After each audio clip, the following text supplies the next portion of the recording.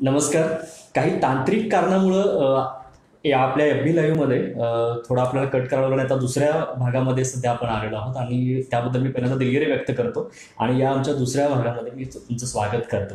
Actually अनमोल कोठडे सरांशी जी चर्चा चालली ती खूप रंगतदार आणि चित्रपटांच्या बद्दल आपण खूप वेळेला बोललेलो आहे, परंतु चित्रपट क्रिटिक्स म्हणजे चित्रपट कसा पाहावा आणि चित्रपटांच्यावरती केलं जाणारं समीक्षण ते कशा अँगलनं असते याबद्दल आज खूप चांगली चर्चा होते. त्याचबरोबर काही राजकीय गोष्टींच्या पण आठवणी त्यातनं निघत आहेत आणि याच सर आपल्याला कंटिन्यू करायचे आहेत पुन्हा आपल्याला.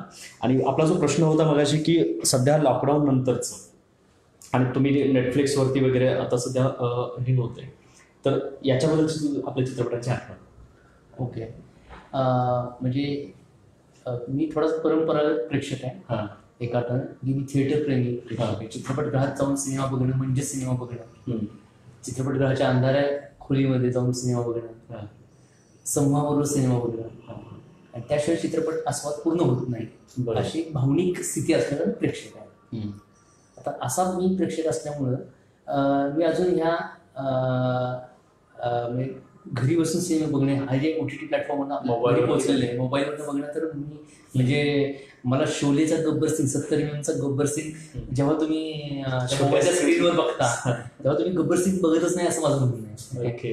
तर तुम्ही झुरळ बघता त्याला गब्बर सिंग समजता असं मला अनेकदा एक गंमत पण काही चित्रपटांच्या वरती ते प्रगल्भ एवढे असतात की थिएटरच्या स्क्रीनवरतीच बघण्यामध्ये तो फील येतो. अगदी.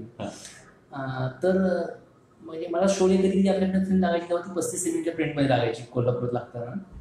म्हणजे ती 70 MM वाली प्रिंट कोल्हापुरात एकच थिएटर होतं 70 MMचं, पार्वती फक्त पूर्ण. आता तिथं पण नाहीये. तर त्याच्यामुळे तिथं समजा म्हणजे कोल्हापुरात पहिल्यांदा शोले बघायचे तेव्हा एकदम धस झालेलं मला. म्हणजे थिएटरमध्ये बघताना सुद्धा शोले आपण परत परत बघतो सिनेमा, शोलेसारखा काही सिनेमा की मी जवळजवळ 21 वेळा शोले बघितला असेल थिएटरमध्ये जाऊन. पण आता त्याच्यामुळे मी ह्याकडे फार वळलेलं नाहीये. मात्र एक फिल्म अशी आहे इमेगो, जी कोल्हापुरातीलच मुलांनी केलेली आहे. फाईन आर्ट्सची पार्श्वभूमी असणारी मुलं होती, त्यांच्याबरोबर FTIची मुलं होती. त्यांनी एकत्र येऊन केलेली फिल्म होती इमेगो नावाची, जी नेटफ्लिक्सला आहे अवेलेबल. मराठी फिल्म आहे, ज्यातल्या मराठीतल्याच कोल्हापुरातल्याच कलाकारांनी आणि काम केलेलं आहे. ओके. अगदी नवखे कलाकार, ज्यासाठी तुम्ही मेंटर मेंटर होतो, त्याचा स्क्रिप्ट कन्सल्ट मी केलं होतं आणि अजून खूप मेजर रोल त्या फिल्ममध्ये माझा होता. तर तरी सुद्धा मी नेटफ्लिक्स वगैरे यावरच्या खूप फिल्म्स किंवा खूप वेब सिरीज अजून बघितलेल्या नाही, कारण मी अजून त्याच्याशी अटॅच झालेलं नाही. बरोबर. अर्थात हा त्या बघण्याची एक चांगली व्यवस्था आपण घरासोबत निर्माण करू शकतो आणि तशा पद्धतीने बघू शकतो. पण ती एक चांगली संधी आहे. म्हणजे आज जर एक वेगळ्या पद्धतीने आता इमेगो सारखी जी फिल्म आहे त्यात कुठलाही स्टार कास्ट नाहीये, एकदम संत चालणारी, ज्यात कुठलाही नाट्यात्मक वळण नसणारी फिल्म आहे ती, एकदम सरळ कथानकाचा स्लोप आहे. म्हणजे अशी फिल्म सुद्धा लोकांपर्यंत पोहोचू शकते.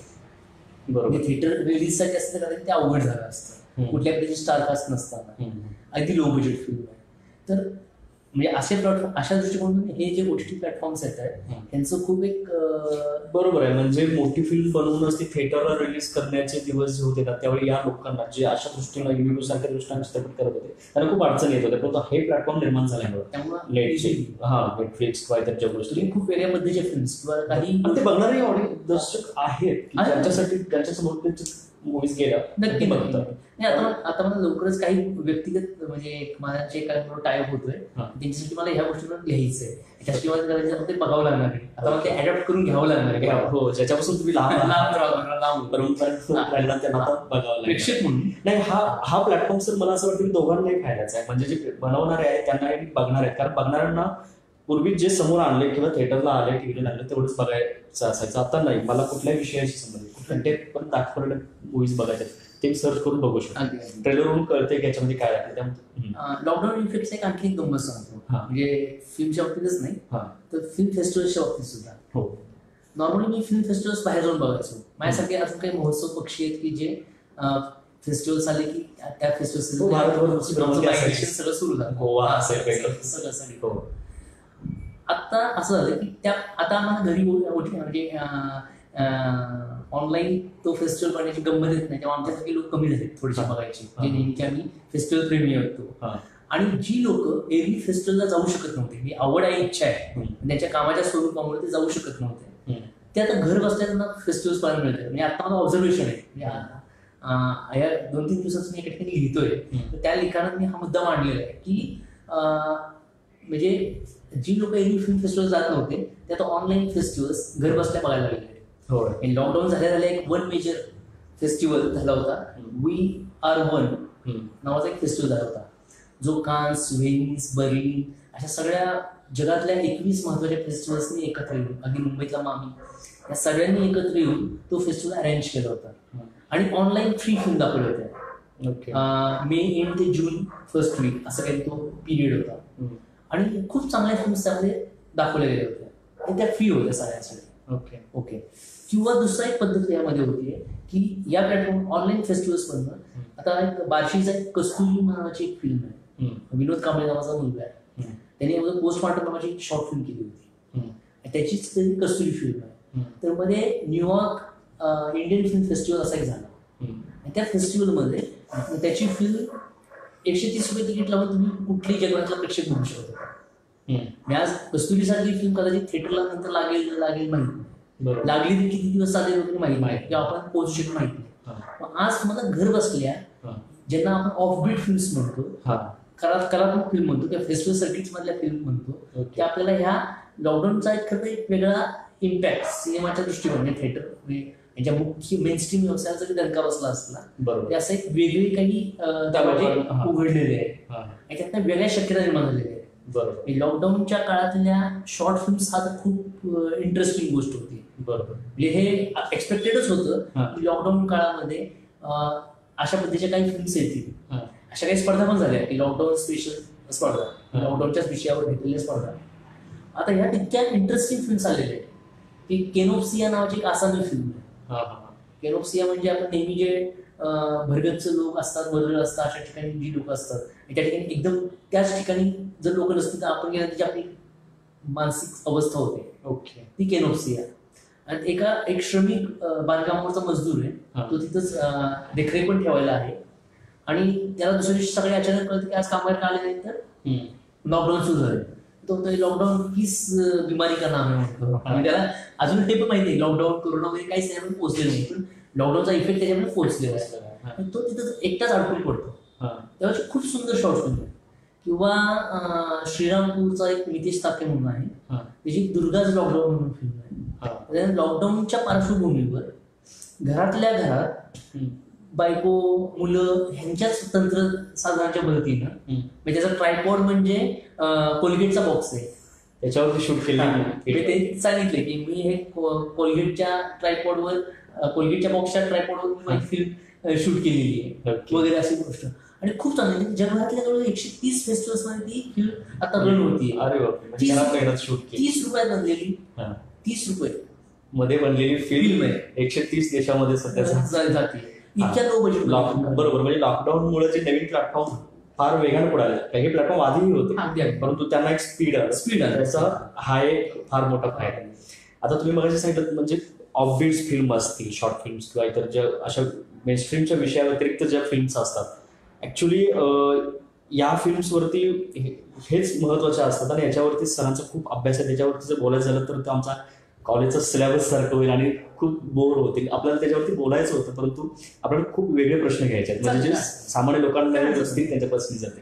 म्हणजे मलाही याच्यावरती ऐकायला खूप आवडेल की ऑफबीट्स फिल्म, त्याला तो कशी मांडणी करायला पाहिजे, मुळात कशी दाखवली जाते, परीक्षक नेमकं कुठल्या दृष्टीने, म्हणजे तुम्ही परीक्षक म्हणून काम करतात तर ते नेमकं कुठल्या दृष्टीने बघतात, या गोष्टी खूप महत्वाच्या आहेत. म्हणजे आपल्याला फिल्म मेकर्स जे असतात या लोकांना खूप याच्यातून गोष्टी कळून येतात आणि त्यासाठी मी त्यांना पण आवाहन करेन की या गोष्टींच्या मार्गदर्शनासाठी त्यांनी थेट सरांशी संपर्क साधावा, तर चर्चेमध्ये इतर लोकांना ते खूप डोक्यावरून जाण्यासारखं होईल. मग पुढचा प्रश्न माझा सर की आता लॉकडाऊनमुळं असा प्लॅटफॉर्म तर तयार झाला, तर आता नवीन झालेला प्लॅटफॉर्म धरा आणि ट्रॅडिशनल या सगळ्याला एकत्रित धरून रोजगाराच्या संधी काय आहेत, नवीन येणाऱ्यांना रोजगाराच्या संधी काय, आता म्हणजे वाढलेत, कमी झालेत आणि नवीन येणाऱ्यांना फारच त्रासदायक असं काही आहे किंवा तर चांगला प्लॅटफॉर्म झालेला आहे? आता मी या प्रश्नाचं उत्तर असं पहिल्यांदा असा मुद्दा करतो की रोजगाराच्या संधी आणि चित्रपट माध्यम. ओके. ह्याच्याबद्दल माझं थोडं म्हणणं असं आहे की रोजगाराची संधी आहे म्हणून कोणीही चित्रपट माध्यमात येऊ नका. वेगळं सांगतो. बरोबर. चित्रपट माध्यमामध्ये रोजगाराच्या संधी आहेत, खूप संधी आहेत. पण तुम्हाला चित्रपट माध्यमाची आवड असेल, पॅशन असेल, पॅशन असेल तिथं अभ्यास करण्याची तेवढा म्हणजे तेवढं त्याची एक लावून धरण्याची तुमच्याकडे म्हणजे ओढ असावी, मिळालं नाही मिळालं तरी मला ते काम करायचं. बरोबर. तर तुम्ही इकडे या, तर तुम्हाला प्रचंड इथं काम मिळेल. काम पण आहे, रोजगाराची संधी पण आहे. पण असं नाही की मला अर्थात एक सगळ्या क्षेत्रासाठी लागू आहे मला असं वाटतं. म्हणजे शिक्षक सुद्धा पॅशन ही प्रत्येक क्षेत्रासाठी आवड असेल. म्हणजे मला पगार मिळवायचा म्हणून मला शिक्षक व्हायचं आहे की मला शिक्षक व्हायचं, मला शिकवायला आवडतं म्हणून मला शिक्षक व्हायचं आहे. बरोबर. आणि जर तुम्हाला शिक्षक व्हायचं पैसे मिळवायचे म्हणून शिक्षक व्हायचं असेल तर तुम्हाला शिकवण्याच्या सिलेबसचा तिथल्या कामाचा तुम्हाला कंटाळा आहे, किती काम करावं लागतं, किती ओझं वाटणार. बरोबर. तसंच इकडं सुद्धा आहे. आता इथं असं आहे की तुम्हाला समजा उदाहरण होतं, अभिनेता हे करिअर घेतलं तर अनेकदा अभिनेता म्हणून अनेकांना मी अनेकदा काही अभिनेत्याच्या ऍक्टिंग वर्कशॉप्स वगैरे बोलायला जातो. तर पहिला प्रश्न असतो की इथं जर सिरियल्स मध्ये काम मिळालं तर पुन्हा किती जणांना आवडेल. तर पटकन बहुतेक सगळे हात वरती होतात. तर मग तुम्हाला ऍक्टिंग शिकण्याची काय गरज आहे ऍक्च्युली. मी वेगळ्या अर्थाने बोलतोय की तिथे एक विशिष्ट पद्धतीचे चेहरे, विशिष्ट पद्धतीचा पेहराव, या इतर सगळ्या डेकोरेटिव्ह गोष्टीमध्ये इतकं गोष्ट बहुतांश सिरियल बोलतोय. अपवादात्मक सिरियल्स आहेत, अपवादात्मक चांगले अभिनेते आहेत, अपवादात्मक चांगले अभिनेते सिरियलमध्ये वाईट अभिनय करतात हे सुद्धा आहे. तर माझा मुद्दा आहे की तुम्ही त्या सिरियल्समध्ये म्हणजे तुम्हाला अभिनय करायचा असेल तर तुम्ही तिथे जावा. तुम्हाला हिरोच व्हायचंय, तुम्हाला हिरोईन्स व्हायचंय, किंवा सिरियलमध्ये असं एक रोजचं एखादं म्हणजे इम्प्रेसिव्ह भूमिका, इम्प्रेसिव्ह कॅरेक्टर तुम्हाला फक्त घ्यायचंय, तर ह्यासाठी तुम्ही तिकडे जाऊ नका, असा मुद्दा आहे. बरोबर. मग हीच गोष्ट सगळ्याच बाबतीत आहे. म्हणजे मला जर सिनेमामध्ये खरंच इंटरेस्ट असेल, सिनेमा माध्यमामध्ये, तर मला असिस्टंट कॅमेरामन म्हणून सुद्धा खूप मोठं कारकीर्द असू शकते. मला डीओपी झालं तर चांगलीच गोष्ट आहे, पण मला रोजगार तर मिळूच शकतो. आपण रोजगाराबद्दल बोलतो, रोजगार तर मिळूच शकतो. त्याच्यामुळे रोजगार हा म्हणजे रोजगाराची संधी म्हणून सिनेमाकडे येण्यात पॉईंट नाही. आवड पॅशन असेल तर हा रोजगार तर आहेच. आणि बदललेल्या प्लॅटफॉर्मनुसार तुम्ही आता जशा आता त्यांनी मगाशी सांगितले 30 रुपयामध्ये बनवलेली फिल्म 30 देशांमध्ये तर हाही प्लॅटफॉर्म म्हणजे बनवण्याचं जरी पॅशन असेल, चित्रपटात काम करण्याचीही पॅशन असेल, किंवा इतर संगीत किंवा इतर त्याशी संबंधित असणाऱ्या सगळ्याच क्षेत्राशी, तर त्याच्यात खूप खरं आता असं आहे की आणखीन काही गोष्टी की आपण जर 4-5 जणांची टीम समजा असेल, म्हणजे एक जण बऱ्यापैकी एडिटर असेल, बरोबर, तर मी बऱ्यापैकी म्हणतो चांगलाही असू शकते, पण बऱ्यापैकी एडिटर असेल, बऱ्यापैकी सिनेमॅटोग्राफर असेल, एखादा संगीतात आवड असणारा माणूस असेल, तुम्ही 5-6 जणांनी एखादी लो बजेट फिल्म करू शकता ना. बरोबर. म्हणजे आता थांबण्याची, आता तुम्हाला संधी मिळत नाही वगैरे वगैरे नाही, प्लॅटफॉर्म तयार आहे. आता असं तुम्हाला तिथं पोहोचण्याची इनोव्हेटिव्ह वेस्ट तुम्हाला निर्माण करावी लागते. अप्रोच कसं करायचं चित्रपटाशी संबंधित. सर इतर आता जे सांगितलं तुम्ही की ऍक्टिंगचे असतील, डिरेक्टर, निर्माते, इतर गोष्टींसाठी खूप लोक आहेत. समीक्षक करणारी फार कमी लोक आहेत असं मला वाटतंय. तर समीक्षक आवड असणारी काही आता नवीन येणारे आहेत या चित्रपट सृष्टीमध्ये, किंवा आपलं फील्ड जपत, म्हणजे आपलं प्रोफेशन जपत, वेगवेगळे व्यवसाय जपत याचं समीक्षण करणारे जे नवीन येत आहेत त्याच्यामध्ये येऊ पाहत आहेत, तर यांच्यासाठी काही मार्गदर्शन करा. ओके. खरं तर आता समीक्षा करणारे उलट एका अर्थाने म्हणजे सोशल मीडियाच्या अंगण बोललं तर आलेल्या सिनेमावर लिहिणारे वगैरे खूप झालेले आहेत. बरोबर.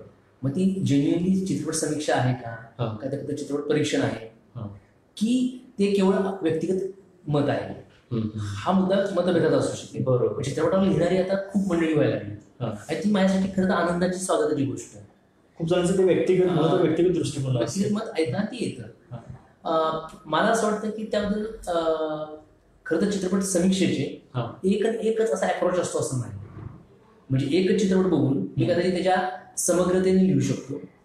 एखादी व्यक्ती त्यातल्या स्त्रीवादी भूमिकेतून लिहू शकतो त्या फिल्मवर, एखादी व्यक्ती त्याचा सोशो पॉलिटिकल अँगल घेऊन लिहू शकतो. म्हणजे वेगवेगळ्या दृष्टिकोनातून किंवा त्या चित्रपटाच्या शैलीनुसार इझम्स असतात, एक्सप्रेशनिझम, इम्प्रेशनिझम वगैरे वगैरे, रिअलिझम वगैरे, या अंगाने लिहू शकतो. तर वेगवेगळ्या अंगाने आपण त्या फिल्मकडे बघू शकतो. पण समीक्षेचे तरी मला असं वाटतं की अप्रोच असा एक ठराविक अप्रोच असला पाहिजे असं काही नाही. तर ते वेगवेगळे अप्रोच असू शकतात. फक्त एक समग्र समीक्षा असेल किंवा एक आपण ज्याला रिव्ह्यू एक म्हणतो की एक आपल्या थोडक्यात एक सिनेमाबद्दल नॉर्मली जे वर्तमानपत्रामध्ये लिहिली जाते किंवा जी इलेक्ट्रॉनिक मीडियात येते किंवा सोशल मीडियात येते, ज्याला आपण परीक्षण म्हणतो, रिव्ह्यूज. तर ह्या रिव्ह्यूजसाठी असू देत किंवा समीक्षेसाठी असू देत किंवा मी नॉर्मल रसिक असू देत किंवा मी फिल्म मेकर असू देत, माझ्यासाठी 2 ते 3 प्रश्न कॉमन आहेत की जे प्रत्येकाने त्या फिल्मबद्दल विचार केले. भले मला चित्रपट बनवायचा असू देत, भले मला त्या चित्रपटाबद्दल मत द्यायचं असू देत, किंवा लिहायचं असू देत, किंवा बोलायचं असू देत, ओव्हरऑल त्या सिनेमामधून त्या दिग्दर्शकाला काय सांगायचे आहे. बरोबर. कंटेंट हा पहिला प्रश्न. कंटेंट प्रश्न ह्याचं मला उत्तर त्यातून देता आलं पाहिजे. दुसरा प्रश्न की ते त्यानं कोणत्या पद्धती कशा पद्धतीने सांगितलेलं आहे. चांगलं सांगितलं वाईट सांगितलं हे 2 शब्दात झालं तसं नाही. मग त्यासाठी त्याने कुठली ट्रीटमेंट वापरलेली आहे, कॅमेरा एडिटिंग, सिनेमाच्या अंगामध्ये कॅमेरा एडिटिंग, साऊंड वगैरे, ऍक्टिंग वगैरे, या सगळ्या गोष्टींचा, कलर स्कीम वगैरे, या सगळ्या सिनेमाच्या घटकांचा त्यानं कुठल्या पद्धतीनं वापर केलेला आहे. त्यानं स्वीकारलेली जी शैली असेल, एखादा सिनेमा फॅन्टसी स्टाईल असेल, एखादा म्युझिकल स्टाईल असेल, एखादी वास्तववादी पद्धत, नववास्तववादी ज्याला म्हटलं जातं तशा पद्धतीने असू शकेल. बरोबर. एखादी सरियलिझम ज्याला म्हणतो, अतिवास्तववादी, अशा पद्धतीने असेल. तर तो जो काही अप्रोच त्या शैली स्वीकारलेली आहे फिल्म मेकरनं, तर त्या शैलीशी ते किती तो प्रामाणिक आहे, किंवा त्या ती शैली कशा पद्धतीने त्या कंटेंटशी अटॅच केली, म्हणजे कंटेंटशी कशी जोडलेली आहे, ही दुसरा प्रश्न असेल. ह्या सगळ्या गोष्टी असतील. प्रश्न सोपा आहे, काय सांगितलं आहे कंटेंट, कशा पद्धतीने सांगितलेलं आहे ट्रीटमेंट. आणि तिसरा एक प्रश्न माझ्यासाठी नेहमी महत्वाचा होतो की जो, कारण मी माणूस नाही, मी माणूस आहे, मी रोबो नाही. बरोबर. म्हणजे उद्या जर एखाद्या फिल्ममध्ये एखाद्याचा खून करणं खूप चांगली गोष्ट आहे, म्हणजे बाकीची गोष्ट त्याचा संदर्भ सोडून का आपण एक असं समजण्यासाठी फिल्ममध्ये एखाद्या फिल्ममध्ये असं आहे खून करणं किती चांगली गोष्ट आहे, किंवा रेप करणं किती चांगली गोष्ट आहे. तर आणि ती गोष्ट त्याला खूप चांगल्या पटकथा लिहिली, खूप चांगली सिनेमॅटोग्राफी केली, खूप चांगलं एडिटिंग केलं, खूप चांगलं म्युझिक दिलं, म्हणजे तांत्रिक अंगासाठी योग्य आहे, सांगायचं तो स्पष्ट आहे, तर आपण त्या फिल्मला चांगलं म्हणू शकू का. तर जे काही सांगितलं आहे, म्हणजे काय सांगितलं आहे त्याची मूल्यात्मक चिकित्सा. बरोबर. हा तिसरा मुद्दा महत्वाचा. कारण मी रोबो नाहीये, मी काही त्यांना म्हणतो हा असं केलं असं केलं आणि ती फिल्म चांगली असं म्हणणार नाही. मानवीय पातळीला ती फिल्म कशी आहे, ती मला अधिक माणूस करते का माणूसपणापासून जास्त खाली नेली आहे, हा प्रश्न माझ्या दृष्टिकोनातून खूप महत्वाचा प्रश्न असतो. बरोबर. तर मग म्हणजे बेसिकली 3 प्रश्न तरी फार महत्वाचे आहेत. बाकीचा आपण अभ्यासाचा व्यासंगाचा भाग आहे, खूप टेक्निकली बोलण्यासारखा विषय. या 3 मुद्द्यांमध्ये जर एक सर्वसामान्य माणूस मला वाटते की समीक्षा होण्याच्या परीक्षण त्याचं सिनेमाचं करू शकतो. येस. असं लघुपटाचा प्रवास याबद्दल एकंदर लघुपटांचा प्रवास सध्या आता मी जगातल्या लघुपटांमध्ये बोलत नाही, आसपासच्या लघुपटांमध्ये बोलतो की भारतामध्ये महाराष्ट्रामध्ये आपल्याकडे लघुपटांचे सगळे आलेले आहे. कुणाला भेटेल तो शॉर्ट फिल्म मेकर. ओके, चांगली गोष्ट आहे. खरं तर मी जेव्हा आंतरराष्ट्रीय आता मी एका फिल्म फेस्टिवलसाठी ज्युरी आहे, त्या ज्युरी प्रोसेसचा भाग म्हणून मी गेल्या 10 दिवसात 250 फिल्म बघितल्या. त्याच्यावर आणण्यासाठी पाहिजे वेगळ्या. यातल्या साधारण 150 फिल्म बाहेरच्या होत्या असं समजा, आणि सगळ्या मिळून 100 फिल्म, 170 का 80 फिल्म आहेत त्या भारतीय होत्या. 80 फिल्म मधल्या मी तर 10 फिल्म पण नाही, 10 फिल्म मी फक्त पुरस्कारासाठी विचार करण्यासारख्या लेवलच्या होत्या. फक्त 10-12 फिल्म ठीक आहे बाबा घेऊ शकतो अशा होत्या. बाकीच्या फिल्म अक्षरशः कचरा होता. हे नॉर्मल नेहमीचं प्रमाण आहे. बरोबर. डायरेक्टरचा दाखवण्याचा दृष्टिकोन काय सांगतो. बाहेरच्या फिल्मचं हेच प्रमाण असं मला दिसतं की 150 फिल्मपैकी यातली बाबा मला तर सगळ्या फिल्म घेता येणार नाही. त्याचा मेन्यू असतो ना, 3 दिवसाचा कार्यक्रम आहे, 4 दिवसाचा कार्यक्रम आहे, इतका टाइम स्पेस आहे, इतकं टाइम आहे, तर त्यामध्ये मला इतक्याच फिल्म घेता येतील. भारतीय पण फिल्म काही घेतलेले आहेत, आता 20 तरी फिल्म घेतलेले आहेत. आता त्या तिकडच्या काही फिल्म काढाव्याच लागतील, म्हणजे खूप काढाव्या लागतील. मी एक फिल्म बघतोय, मला ही फिल्म का काढायची मला प्रश्न पडला. इतक्या ताकदीनं ते फिल्म येतात. प्रत्येक फिल्मचा विषय वेगळा आहे, आशय वेगळा आहे, बरोबर, या सगळ्या गोष्टी वेगळ्या आहेत. आता मी पहिल्यांदा एक मुद्दा क्लिअर करतो, मी जरी पहिल्यांदा नकारात्मक बोललो असतो ह्या गोष्टीबद्दल, तरी सुद्धा मी एका अर्थाने नकारात्मक नाहीये. मी एखादा नवीन येणारा फिल्म मेकर वाईट फिल्म बनवतोय ह्याच्याबद्दल मला वाईट वाटत नाही. मात्र तो जेव्हा फिल्म मेकर फिल्म बनवतो त्याला ते लर्निंग प्रोसेस म्हणून त्या फिल्मकडे बघितलं पाहिजे. त्याच्यावर बरोबर आपल्याकडे तसं होत नाही. आपल्याकडे काय होतं की समजा मी फिल्म केली, मी एक नवोदित फिल्म मेकर, मी एक फिल्म केली, तर मीच एक पत्रक छापतो, याची मी वर्तमानपत्रांना पाठवून देतो. पण अनेक फेस्टिवलला असं होतं की तितक्या चोखंदळ पद्धतीने निवड होत नाही. पण निवड होते. समजा मला असं वाटतं की मी असा एक फेस्टिवल होईल की चांगला असतो वाईट सिनेमा असतो, ते फेस्टिव्हल्स मी आणले. एक असा नाशिकला फेस्टिवल व्हायचा अस्पर्धात्मक महोत्सव अंकुर नावाचा. तर त्या महोत्सवामध्ये ते आलेल्या पहिल्यांदा ते आलेले सगळ्या फिल्म्स घ्यायचे. फक्त त्यांची एक अडचण, प्रत्येक फिल्म तर चर्चा संवाद होता आणि ते पोस्टमार्टम होता. असं माझी वाईट फिल्म असू दे, मी तिथे घेऊन जाईल. मग मला कळेल तरी ना माझी फिल्म चांगली काय वाईट काय. इतर लोक आजूबाजूच्या माझ्याशी चर्चा करतील. आपल्याकडे अशा पद्धतीची चर्चा होत नाही. आपल्याकडे शॉर्ट फिल्मचे जेव्हा आपल्या इथे कोल्हापुरात प्रीमियर होतात तेव्हा दुर्दैवानं ते सगळे किती चांगलं, किती गोड असा सगळा सोहळा असतो, कौतुक सोहळा असतो. आणि ह्या कौतुक सोहळ्यानं आपल्याकडच्या मुलांचं नुकसान होतं. बरोबर, त्यांना सुधारणा करण्यासाठी. दुसरी गोष्ट, त्यांनी स्वतः एखाद्या फेस्टिवलला कुठे अशा फेस्टिवलला निवड होती. निवड झाली की ते असं लिहितं आमची फिल्म ह्या मध्ये नाही का बाहेर असा तो बॅनरचा तो लोगो येतो, अमुक फेस्टिवलला निवड, त्याला पण लीफ अशा चिटकवलेले असतात आणि ते सगळं येतं.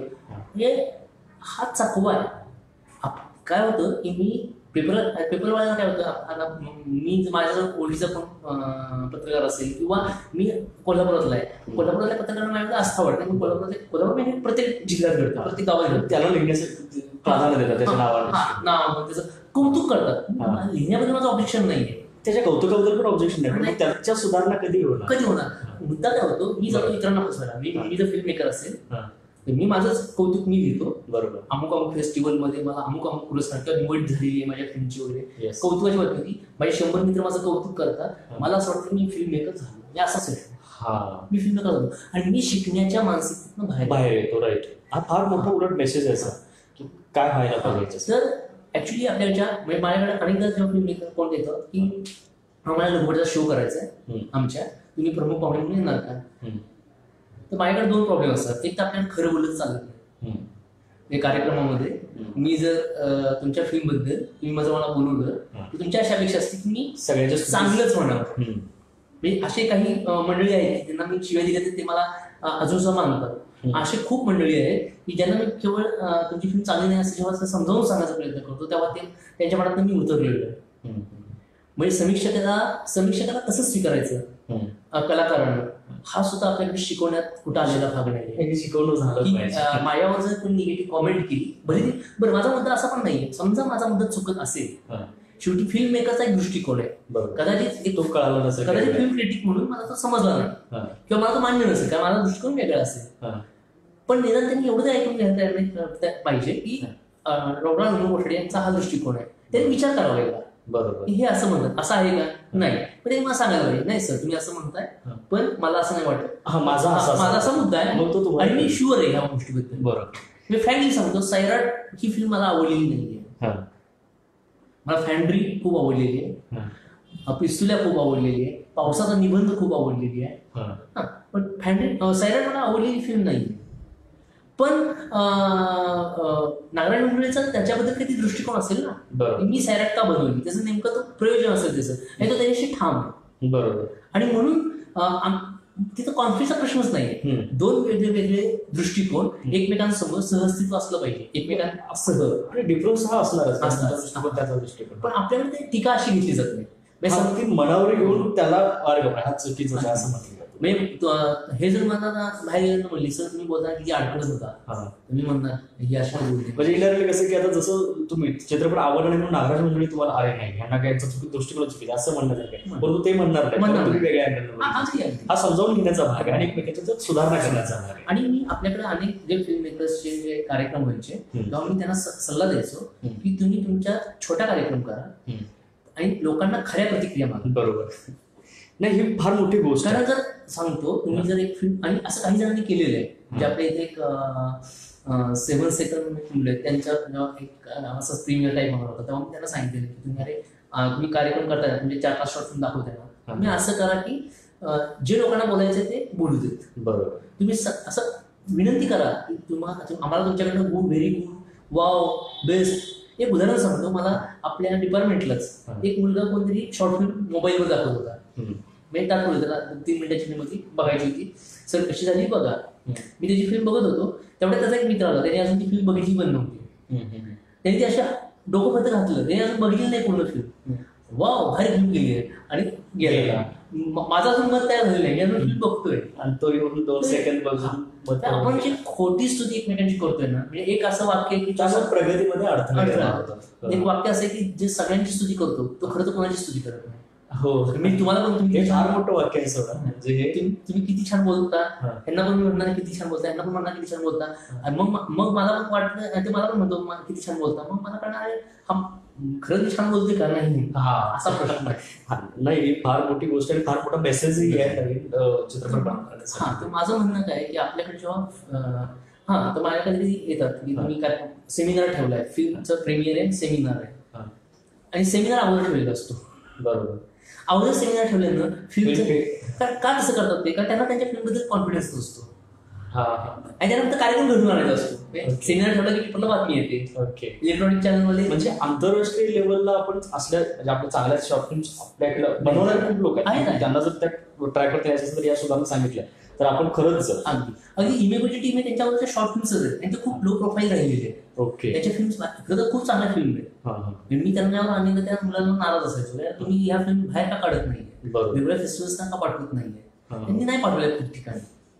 तर अशी काही मुलं आहेत की ते जेन्युअनली चांगलं काम करत आहेत, ओके. जेन्युअनली, पण त्यांचं त्यांच्या कामावर फोकस आहे.